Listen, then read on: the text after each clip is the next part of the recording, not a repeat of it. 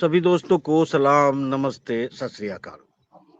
आज एक बार फिर हमारे विशेष प्रोग्राम फोर्थ व्यू में आपका खैर मकदम है और आज पावा साहब हमारे साथ एज ए गेस्ट मौजूद हैं। पावा साहब आपका भी खैर मकदम बहुत बहुत शुक्रिया जनाब। है। पावा साहब आज हम फिर पुराने उसी अंदाज में कुछ दूर दराज की बात, कुछ बहुत राज की बात पर बात करने वाले हैं और इस एपिसोड की नाजरीन जो है दर्शक को बहुत कई सीरीज भी हो सकती हैं। एक लंबी तवील गुफ्तगू की हम शुरुआत कर रहे हैं जिसमें हम समझने की कोशिश करते हैं कि जो पुरानी विश्व व्यवस्था थी यानी जो पुराना वर्ल्ड ऑर्डर था वो इस वक्त जब हम आपसे बात कर रहे हैं जीरो हो चुका है और दुनिया में न्यू वर्ल्ड ऑर्डर की तरफ सिलसिला बढ़ रहा है।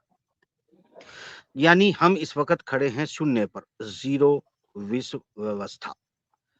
न्यू वर्ल्ड ऑर्डर शुरू हुआ नहीं, पुराना वर्ल्ड ऑर्डर खत्म हो चुका है और नए वर्ल्ड ऑर्डर के पहले दिन जो शुरू नहीं हुआ है, पावा साहब के साथ समझने की कोशिश करते हैं, गुत्थियां सुलझाने की कोशिश करते हैं कि ये गुत्थियां इतनी उलझी क्यों हैं।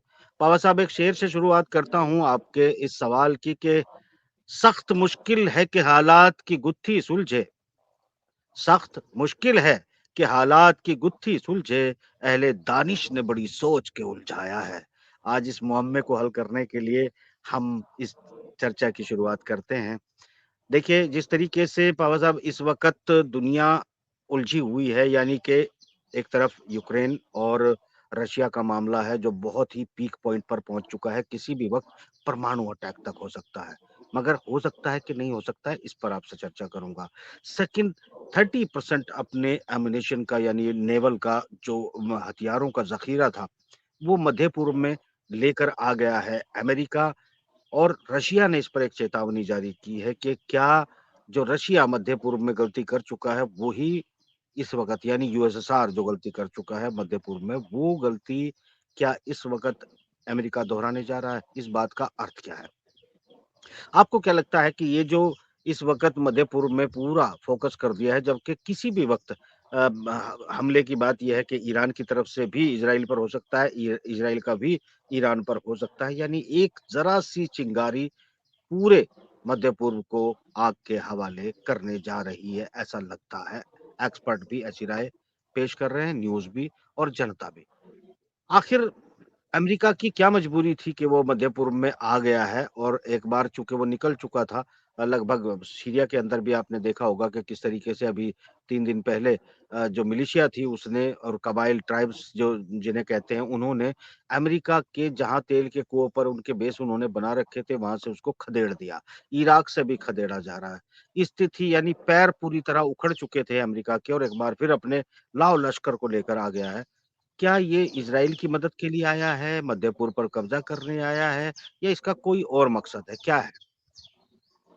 देखिए साहब, आपने कहा कि पुराना वर्ल्ड ऑर्डर जीरो हो गया है, तो वो जीरो तो तभी हो गया था जब महामारी फैलाई गई थी, पूरी दुनिया को बंद कर दिया था, तालाबंदी लग गई थी, आना जाना। और हमारी सोच यहाँ तक बदल गई थी कि आज अगर हमारे घर में कोई दुख सुख होता है तो हम भी कोशिश करते हैं, छोड़ यार, किसी के यहाँ क्या जाना क्या आना। और उसके बाद आज की जो स्थिति है कि नया वर्ल्ड ऑर्डर लागू नहीं हुआ है, तो कुछ ऐसे हालात हैं। ये इसके साथ ही एक सवाल भी है जिसका जवाब आप बाद में जरूर दें। कुछ ऐसे हालात हैं कि बाराती और घराती दोनों तैयार हैं, हलवाई ने खाना लगा दिया है लेकिन रोटी खुली नहीं।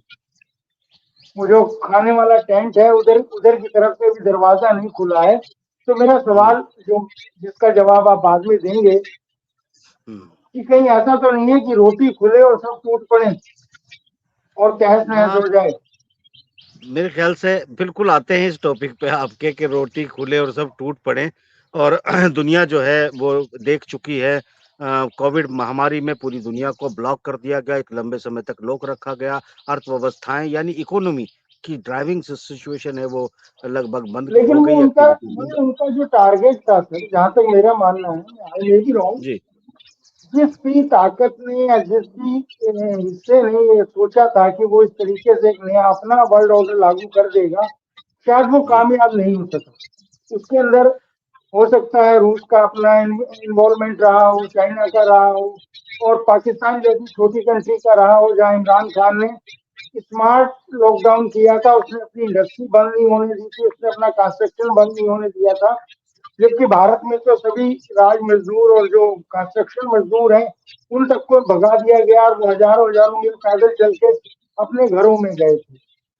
खैर वो सफलता नहीं मिली, लेकिन पिछली ताई विसार दे आगे की सुध ले। तो आगे के बारे में जहां तक मुझे लगता है एक कॉन्फ्लिक्ट दोबारा से वो हम उस कंडीशन में आ गए हैं जैसे 1945 में था, और फिर से एक बार टेबल पर बैठकर अपना अपना लोग अपना अपना हिस्सा वो काटते हैं, और वो महाशक्तियां अपना हिस्सा और अपना केक छीन के ले जाएंगी, और हमारे जैसे गरीब ममालिक सिर्फ देखते रह जाएंगे कि हुआ क्या और होने वाला क्या था और हम क्या सोच रहे थे। लेकिन जहां तक आपने बात की कि उसने 30% अपनी नेवल मिडिल ईस्ट में लगा दी है, तो ऐसा असर राजा की जान तोते में होती है। और कम या ज्यादा ये तो आपको मानना पड़ेगा कि इसराइल उनका तोता है, चाहे वो ब्रिटेन हो चाहे वो अमेरिका हो, मैं तो इन सबको एक ही मानता हूँ। तो अगर ब्रिटेन का तोता है, उस तोते को बचाने के लिए अमेरिका अपनी तरफ से जोर लगा रहा है, लगाएगा। लेकिन जरूरी नहीं है कि राजकुमार से वो उस तोते को बचा ही ले या बच ही जाए। ये तो ऊपर वाला बेहतर जानता है आने वाले टाइम में क्या होगा।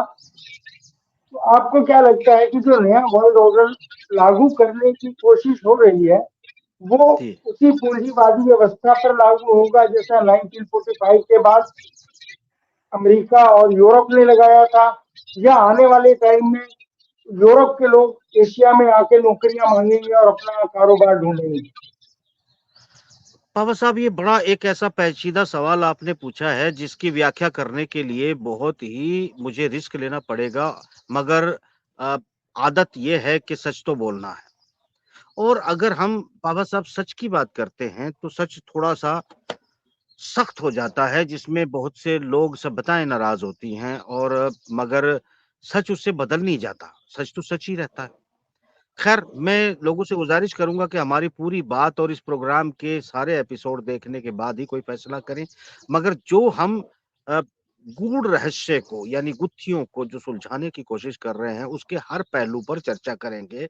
वो हमारा कोई आखिरी तज्ज़िया नहीं होगा, हर एक पहलू को खोलने की कोशिश करेंगे। बाबा साहब के सवाल का जवाब देते हुए मैं ये यहाँ से इसकी शुरुआत करूँगा कि दुनिया कैपिटलिज़्म और सोशलिज़्म दोनों के बीच में जो झूल रही है, इसके बीच में संतुलन बनाने की जो कोशिश कर रही है, वो एक तीसरा फैक्टर है, जिसे आप इस्लामिक देश कह सकते हैं, जिसे आप अरब देश कह सकते हैं, इस्लामिक तो नहीं, अरब देश जिन्हें कह सकते हैं, जो ना पूरी तरह अपने आप को कैपिटलिज़्म की सारी नीतियों को तस्लीम करने के लिए तैयार है, ना ही वो ब सोशलिज़्म की तरफ जाने के लिए जो है ब ब एग्री करते हैं, क्योंकि वहाँ शायद मज़हब-ए इस्लाम इजाज़त ना कैपिटलिज़्म की देता है, ना सोशलिज़्म की देता है। मगर अफ़सोस की बात देखिए तमाशा, अगर मैं अरब जगत की तमाम पॉलिसी पर नज़र डालता हूँ, तो वो 100% कैपिटलिज़्म की गोद में बैठ चुके हैं। 100% निज़ाम जो है वो कैपिटलिस्टों की तरह चलाया जा रहा है। उस कैपिटलिस्टों की यानी आपको इन्वेस्टमेंट चाहिए, फिर उसके लिए आपको चाहे जो करना पड़े, जो कुछ दुबई में हो रहा है हम देख चुके हैं, अपनी आँखों से देख रहे हैं, जो अरब में हो रहा है, वो हम अपनी आँखों से देख रहे हैं। दुनिया के बाज़ार पर कब्ज़ा करने के लिए हमें किसी भी सिद्धांत को तोड़ना पड़े, बदलना पड़े, हम बदलने के लिए तैयार हैं। यानी हम कैपिटलिज़्म की तरफ पूरी तरह बल्कि कैपिटलिज़्म को एन्जॉय कर रहे हैं, मगर इनकार कर रहे हैं कि हम कैपिटलिज़्म के हामी नहीं हैं। तो ये जो बीच में और इत्तेफ़ाक की बात है, एक वर्ल्ड है जो जहाँ पर आप गल्फ की शुरुआत करते हैं, जहाँ से, उससे आधी दुनिया एशिया की तरफ आ जाती है और आधी दुनिया यूरोप की तरफ चली जाती है। तो ये जो एक पॉइंट है इस अ, म म धरती के बीच का, ये पॉइंट धरती के बीच में ही इस वक़्त पूरा का पूरा प्रेशर और फ़ोकस है, क्योंकि यहाँ से दोनों तरफ रास्ता जाता है। एक पश्चिमी जगत की तरफ जहाँ तो घोर कैपिटलिज़्म, क्रोनी कैपिटलिज़्म जो है सिद्धांत लागू है। दूसरा वहाँ से जाता है एशिया की तरफ और एशिया के बजाय यूरेशिया की तरफ जहाँ पर अ, सोशलिज़्म का सिद्धांत एक बार फिर ज़ोर-शोर पर है और चाइना ने कैपिटलिज्म का नाम लेकर सोशलिज्म का जो इस्तेमाल किया है, यानी डिमांड एंड सप्लाई के सिद्धांत को ब्रेक कर दिया है और उसने एक्सेस प्रोडक्शन करके पश्चिमी जगत के बाजार को डिस्ट्रॉय कर दिया है और जिस तरह कंपटीशन में इनको हरा दिया है, ये इसमें एक बहुत लंबा व्याख्या है, उस पे अभी हम बहुत तो बात नहीं कर सकते। इसमें बीच में गल्फ जो है वो इधर जो यूरेशियन कंट्रीज हैं उनके साथ भी अपनी पींगे को रखना चाहता है और यूरोप को भी छोड़ना नहीं चाहता है। इस बीच में जो ये काम किए गए, जिसमें आप मान सकते हैं कोविड में ब्लॉक किया गया, तो ये एक मैं मानता हूँ कि एक तरह से इकोनॉमी को कैसे बुरे हालात में चलाया जा सकता है, उसका एक ट्रायल था। अगर परमाणु बम जहाँ पर आज हम खड़े हो गए हैं आकर ज़ीरो पे, यहाँ से अगर अचानक दुनिया में परमाणु बम छोड़ दिया जाता है, तो कितने लोग हैं जो अपने आप को कितने लंबे समय तक जो है वो महदूद रख पाएँगे, कंट्रोल रख पाएँगे, गुफाओं में रह पाएँगे और किस तरह से वो अब सर्वाइव करेंगे। क्या क्या क्योंकि कुछ ना कुछ सभ्यताएँ बच जाए क्योंकि परमाणु अगर एक जगह से चलेगा, तो फिर सब जगह से परमाणु चलेंगे और निश्चित रूप से 70% दुनिया समाप्त हो जाएगी। तो कुल मिलाकर इसमें ये है कि जो बड़े कॉन्स्पिरेंसी होती है, जो बड़े सिद्धांत होते हैं वो उनमें बहुत बड़ा मसला ये होता है कि दोनों को एक-दूसरे के प्लान का पता होता है और उसे एक-दूसरा कबड्डी के मैदान में जैसे एक-दूसरे को डिफीट करने की कोशिश की जाती है, मगर खत्म होने के बाद जब खेल समाप्त होता है, जो हारा, जो जीता दोनों आपस में हाथ मिलाते हैं और जीत-हार का फैसला कर लेते हैं। ये सुपर पावर का रवैया है। आपने देखा होगा कि जब सल्तनत उस्मानिया टूट भी गया यानी कि वो कबड्डी की जंग अगर हार भी गया तो तुर्की को आज़ाद रहने दिया, फिर भी एक पावर मानकर जो है हाथ मिलाया, बात खत्म कर दी। तो कुल मिला के बात ये है कि अ, ये वो क्योंकि एक सदियों से पावर रहा था और एक बहुत बड़ी पावर था उस वक़्त, तब तक आप उतना उदय नहीं मान सकते कि अमेरिका एक कितनी बड़ी स पावर बन चुका था या ब्रिटेन कोई मतलब कुल मिला के संतुलन था जब वो फर्स्ट वर्ल्ड वॉर की हम बात करें। उसके बाद कौन कितना बढ़ा, कितना घटा, वो अलग मुद्दा है। मगर चूँकि एक पावर समाप्त हो रही थी, फिर भी उसे हाथ मिलाकर ही छोड़ा गया था। अब बात ये है, रशिया और अमेरिका के बीच में ये वार है। बीच में एक प्लेयर है चाइना, जो सोशलिज़्म को आगे बढ़ा रहा है। दूसरा प्लेयर है गल्फ जो माइनिंग सेक्टर से लेकर यानी तेल, इकोनॉमी, इंडस्ट्री और कंज्यूमिंग ये सारी चीज़ें कनेक्टिविटी दे रहा है एशिया के छोटे देशों की वजह से। वो उसकी वजह क्या है कि इसमें अरब जगत क्यों महत्वपूर्ण हो जाता है। अरब जगत इसलिए महत्वपूर्ण हो जाता है पावा साहब के दीन-ए इस्लाम के मानने वालों की बहुत बड़ी दुनिया में जनसंख्या है, लगभग 2 अरब है और वो बहुत सारे उनके देश हैं और उन देश का पूरे के पूरों का जो है कनेक्टिविटी कहीं न कहीं सऊदी अरब के साथ है। इसमें से इक्का-दुक्का आप मान सकते हैं कि कोशिश की जा रही है ईरान अपने साथ ले। तो ये एक फैक्टर है, ये इसको आप कॉन्फ्लिक्ट ऑफ सभ्यता कह सकते हैं जो ईरान और सऊदी के बीच चल रहा है। मगर कुल मिलाकर चूँकि सऊदी को कंट्रोल करने का मतलब है कि आपने पूरे के पूरे 2 अरब लोगों को कंट्रोल कर दिया क्योंकि अरब से जो कंट्री कनेक्टिविटी सिस्टम है वो ऐसा है देखिए होता क्या है, जो पावर्स के हैंडलर्स होते हैं वो सब जानते हैं। अगर कोई नहीं जानता तो वो जनता नहीं जानती। क्योंकि जनता में हर दूसरे आदमी के विचार अलग होते हैं और इनको सिर्फ़ और सिर्फ़ धार्मिक तौर पर ही कंट्रोल किया जा सकता है। सोशलिज़्म के तौर पर कंट्रोल करने की नाकाम कोशिश यूएसएसआर कर चुका है। उन्होंने कम्युनिज़्म लागू किया, धर्मों धर्मों को बंद कर दिया, ब्लॉक कर दिया, मगर जब ये खुलकर सामने आया तो जो था वो ही निकला। किसी ने अपने धर्म को ना छोड़ा ना बदला। तो कुल मिलाकर ये है कि एक ऐसा ईश्वरवाद यानी जो जिसे आप सीधे-सीधे खुदा की का इनकारी अगर कहते हैं, तो इस सभ्यता में ऐसा कोई हो नहीं पाता और सोशलिज़्म को जो है वो नास्तिकता से जोड़ दिया गया है।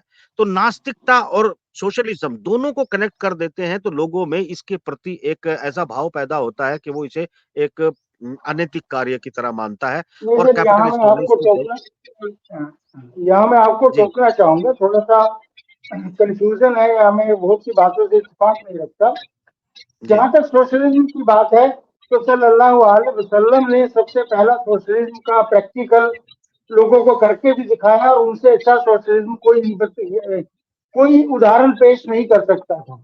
अगर उनके बाद गुरु नानक आए, मार्क्स आए या और बहुत से लोग आए तो वो कहीं ना कहीं उनसे मोटिवेटेड थे या झलक लगती थी कि जो उन्होंने सोचा था।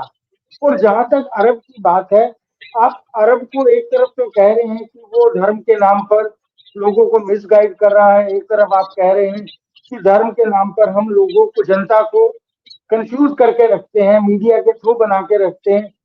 तो दूसरी तरफ जो रियल सोशलिज्म है आपका जो इस्लाम ने बताया है, जी। उसको वो नजरअंदाज करके, तो आप मानते हैं कि वहां की पब्लिक भी जस्टिस कारजू के कथन अनुसार हमारे जैसी है?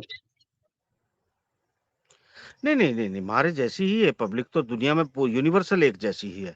देखिए, मैंने किसी धर्म को मैं ये नहीं कहा कि कोई बेवकूफ़ बनाया जा रहा है या मैं किसी को गलत या सही यहाँ साबित नहीं कर रहा हूँ। जो एक्टिविटी चल रही है, मैं तो उस पर बात कर रहा हूँ ना पावा साहब।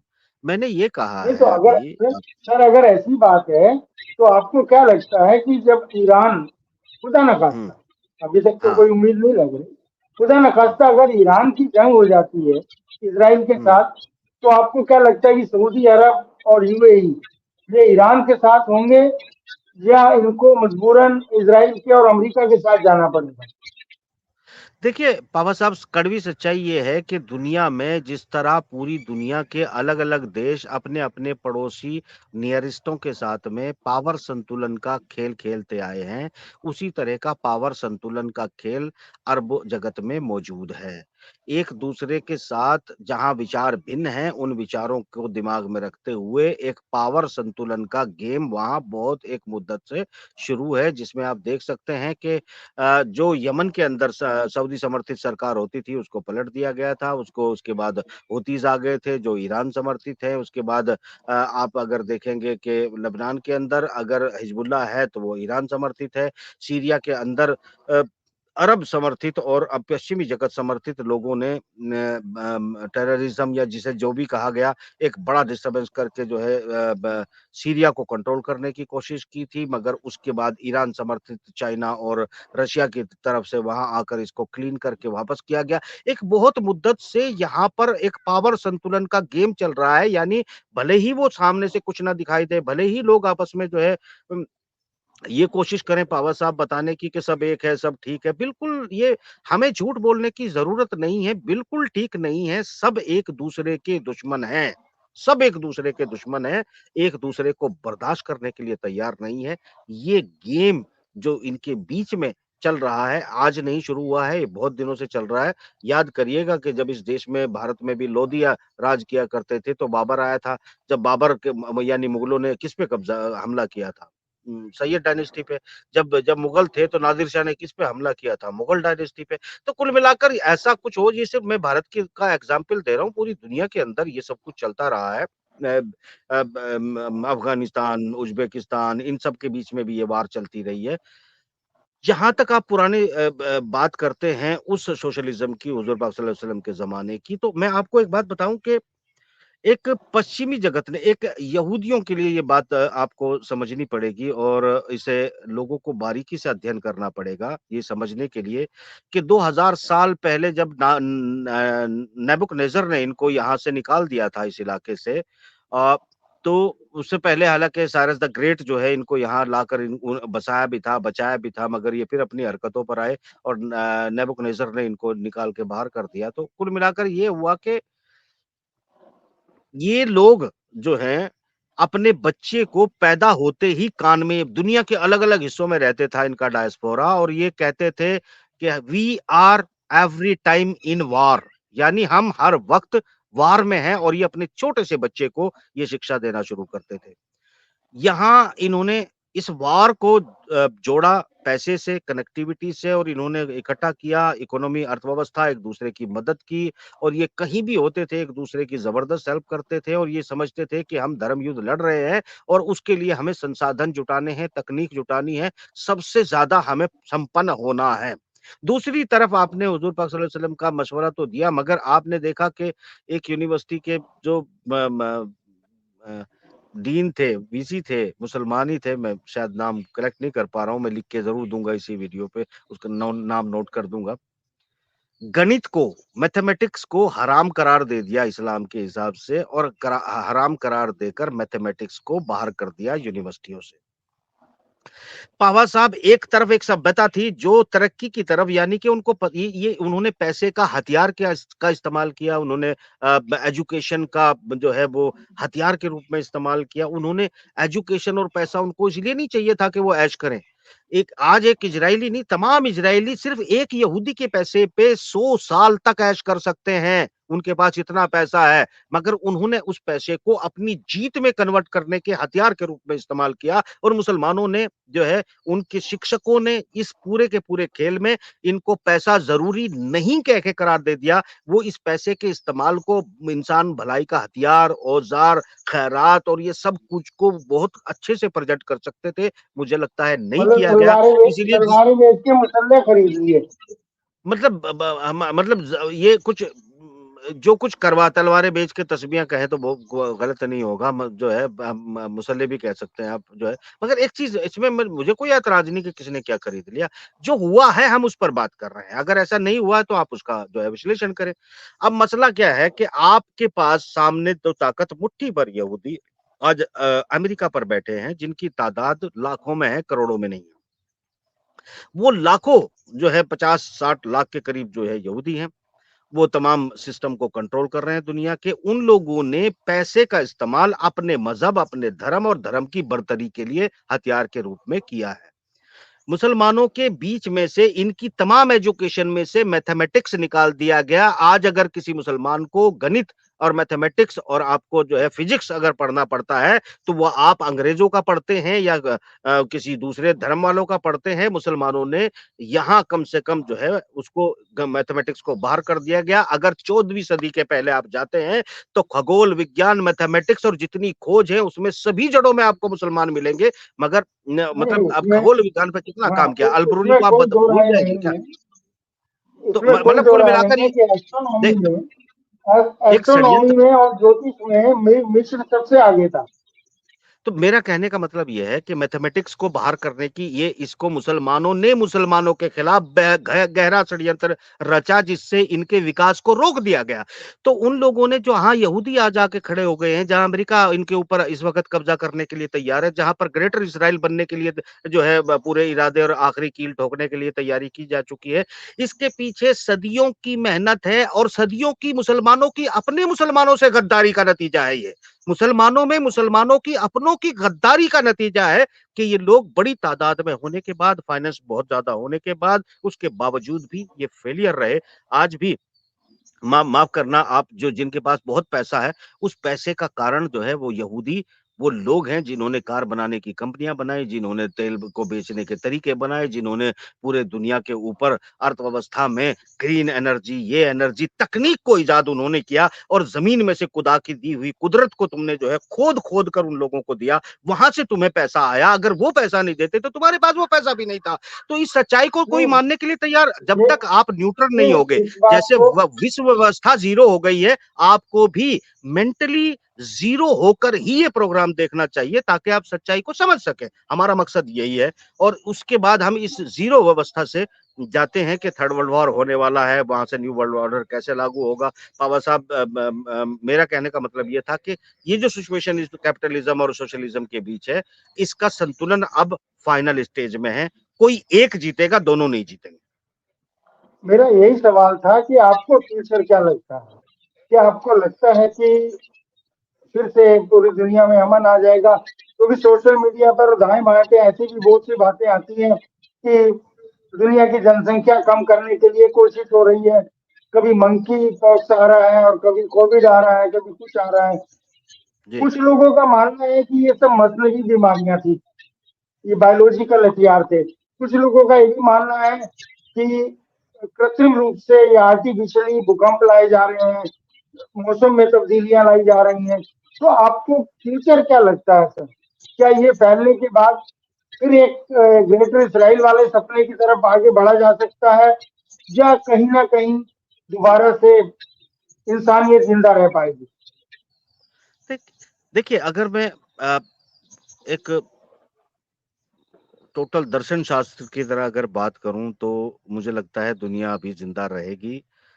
और जो कुछ प्लान चल रहा है, इसका बड़ा प्लान शायद जो है वो फेल भी हो जाएगा। मगर जो हो रहा है हम उस पर थोड़ा सा बात करते हैं, क्योंकि ये मेरा एक अलग अपना मानना है। जो इंटरनल कैलकुलेशन है, ये मेरा मानना सब माने ये जरूरी नहीं है। मगर जो हम बात कर रहे हैं वो जमीन पर बिसात क्या बिछी है उस पर कर रहे हैं।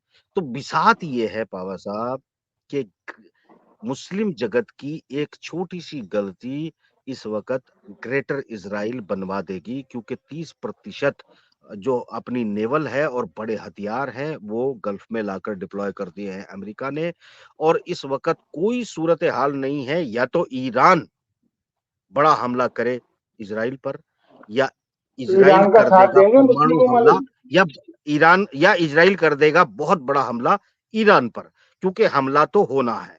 अगर ईरान नहीं करेगा तो ईरान पे हमला किया जाएगा। अब स्ट्रैटेजीकार क्या प्लान बना रहे हैं, इसका हमें इंतज़ार करना पड़ेगा कि एक तरफ स्ट्रैटेजी रशिया तैयार कर रहा है, दूसरी तरफ अमेरिका तैयार कर रहा है। इज़राइल भी एक उस तरह का मात्र खिलौना है, जैसे अरब जगत है, जैसे भारत-पाकिस्तान है। जैसे दूसरे देश हैं, जो कम से कम किसी और के कंट्रोल सिस्टम में चलते हैं, चाहे इसमें नेतन्याहू हो या फिर यहूदी हो, क्योंकि यहूदी सड़कों पर निकले हुए हैं, वो नहीं चाहते कि युद्ध हो, मगर युद्ध होगा। और एक नेतन्याहू करेगा क्योंकि उनका युद्ध मंत्री जो है वो डिनाई कर रहा है, उनका आर्मी चीफ डिनाई कर रहा है कि हम नहीं जीत पाएँगे, मगर नेतन्याहू कह रहा है हम जीत पाएँगे। अब सवाल ये उठता है कि रब्बी कह रहे हैं कि हम जीत पाएँगे, अमेरिका अपने हथियार लेके आ गया है। कुल मिलाकर अगर ईरान ने हमला किया, तो फिर ईरान पर हमला किया जाएगा और या ईरान ने नहीं किया तो भी ईरान पर हमला किया जाएगा। इसी वजह से यूक्रेन में भारी इन्वेड किया गया है पश्चिमी जगत के द्वारा, जिसका भारी जवाब उसको मिल रहा है यूक्रेन में। इस वक़्त उनके न्यूट्रलाइज़ किए जा रहे हैं। वो क्लियर कर लेगा। मुझे लगता नहीं कि परमाणु हथियार की ज़रूरत पड़ेगी। अगर और ज़्यादा डिप्लॉय पश्चिमी जगत ने अपनी फ़ौज और हथियार वहाँ पर भेजने की कोशिश की, तो फिर मुझे लगता है कि ईरान ऐसा भी हो सकता है कि कोई बड़ा हमला सीधे अमेरिका के खड़े हुए बेड़ों के ऊपर कर दे, हौतीज़ कर दे या हिज़बुल्लाह कर दे। एस्केलेशन तो हम शुरू कर चुके हैं। इसमें तो मतलब युद्ध तो बढ़ ऐसा चुका है। ऐसा अब भी ये तो हो एक्शन सकता है। जी। नहीं सर, ऐसा भी तो हो सकता है कि कोई फॉल्स फ्लैग ऑपरेशन करके अमेरिका पर्ल हार्बर जैसा कुछ कर दे, जिसकी वजह से उसने जापान को गुलाम कर लिया था। बिल्कुल, देखिए वही को वो पर मेरा कहने का मतलब बड़ी सीधी बात है कि खुद भी जो है कोई अटेम्प्ट किया जा अगर वो ये खुद ही तो हुआ ना, या तो ईरान खुद ने किया, अगर ईरान ने नहीं किया तो वो इज़राइल खुद कर लेगा, तो कोई इज़राइल कौन होता है करना? वो अमेरिका करवाएगा। जबकि इज़राइल के नीचे सुरंगें पहुँच चुकी हैं, हौथियों की टारगेट में है यमन के हिज़्बुल्लाह के टारगेट में है, इसमें कोई दो राय नहीं है कि 70% यहूदी मारे जाएँगे, नहीं बचेंगे। मुस्लिम जगत आपस में एक होने की कोई संभावना नहीं है, क्योंकि ये एक दूसरे से ज्यादा खतरा महसूस कर रहे हैं बजाय इजराइल के। यहाँ बहुत अच्छे एक दूसरे में बहुत ज्यादा विचारधारा का फर्क है, एक दूसरे में दिखाने की कोशिश करते हैं, नकली हैं, झूठ बोल रहे हैं, ड्रामा कर रहे हैं, मगर एक दूसरे से पावर संतुलन चाहते हैं, एक दूसरे पर बढ़तरी चाहते हैं और ये सिचुएशन अभी खत्म होने वाली नहीं है। मगर चूंकि ये कैदी है, ऐसे सिचुएशन में आ चुके हैं कि अरब ने अगर इस वक्त कान हिलाए तो ईरान तो डरने के लिए तैयार खड़ा, उसके साथ में रशिया, चाइना भी खड़े हैं। अगर अरब जगत ईरान का साथ देते हैं तो उनको लगेगा अमेरिका कब्जा कर लेगा। अगर वो अमेरिका का साथ देते हैं तो उनको लगता है कि फिर ईरान की और हौतीज की जद में सऊदी अरब भी आएगा। तो ये अरब जगत तो पूरी तरह जितना शांत और जितना आराम से आपको दिख रहा है उतना है नहीं, बल्कि बहुत बड़े खतरे में अगर कोई है तो अरब जगत भी उससे कहीं ज्यादा खतरे में है जितना कि इजराइल और ईरान। और ये एशिया तक भी मतलब जो है चीज़ें फैल चुकी है। जाते ये जाते एपिसोड शायद लंबा हो गया है। मैं आगे आपको दावत हाँ, देता हूँ जाते कि अगला जाते प्रोग्राम अगले आप अगले एपिसोड के लिए सवाल छोड़ जाता हूँ मैं आपके पास। इंशाल्लाह आप जवाब देंगे। आपने एक जी, बात कही थी कि जो centre of Asia and Europe है, हाँ, तो आप किसको मानते हैं, ये आपके ऊपर है। मैं तो अफगानिस्तान को मानता हूँ, जो ना सोशलिस्ट है और ना कैपिटलिस्ट है आज की डेट में। वो अफगान तो अफगान है बस। वो चौराहा ये है दुनिया का, जी, एशिया का और यूरोप का। वहीं से हाँ, सारे रास्ते निकलते हैं, सेंट्रल एशिया के लिए भी और वहां के लिए भी। तो मेरा अगला सवाल यही था कि क्या आने वाले वक्त में ये जो भी हलचल चल रही है, आप 30% कह रहे हैं अमेरिका ने वहां लगा दिया, लेकिन आप ये भी याद रखें कि उसका 70% अभी बाकी है। तो क्या उसका साउथ एशिया पर भी कोई फर्क पड़ेगा?